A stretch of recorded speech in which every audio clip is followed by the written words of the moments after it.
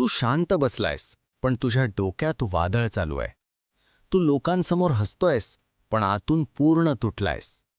तुला वाटतंय सगळं संपलं आहे, काहीच उरलं नाही. तू प्रयत्न करणं हळूहळू बंद केलं आहेस. आणि सगळ्यात मोठी चूक काय केलीस माहीत आहे? तू स्वतःवर विश्वास ठेवणंच सोडलंस. पण ऐक, अजून खेळ संपलेला नाही. तू खरंच आयुष्यात हरलास का, की फक्त मनात हरलास? कारण खरी हार बाहेर होत नाही, ती आधी डोक्यात होते.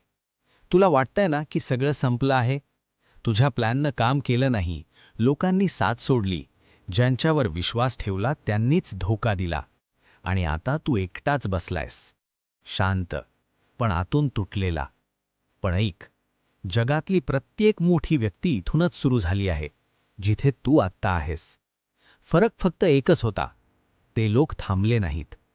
तू म्हणतोस माझ्यात काही राहिलं नाही. मी म्हणतो तुझ्यात अजून खूप काही बाकी आहे. फक्त तू स्वतःवर विश्वास ठेवणं बंद केलं आहेस. तू थकला आहेस, ठीक आहे. तुला रडायचं आहे, रड. पण एक गोष्ट लक्षात ठेव, थकणं आणि हरणं यात फरक असतो. थकलेला माणूस थांबतो, पण हरलेला माणूस सोडून देतो. आणि तू कोण आहेस, थकलेला की हरलेला?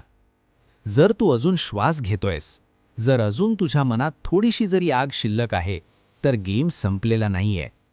तुझी सध्याची परिस्थिती ही तुझी फायनल स्टोरी नाहीये. हा फक्त एक चॅप्टर आहे. पण प्रॉब्लेम काय आहे माहीत आहे? तू ह्या चॅप्टरला पूर्ण बुक समजून बसलायस. तुला वाटतंय की लोक तुझ्यावर हसत आहेत, तुला कमी समजत आहेत? छान आहे, कारण आता तुझ्याकडे गमावण्यासारखं काहीच उरलं नाही. आणि ज्या माणसाकडे गमावण्यासारखं काहीच नसतं, तो काहीही करू शकतो.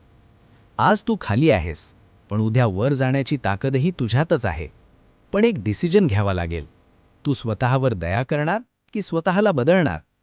हे आयुष्य कोणासाठीही थांबत नाही. तू बसलास तरी ते पुढे जातं.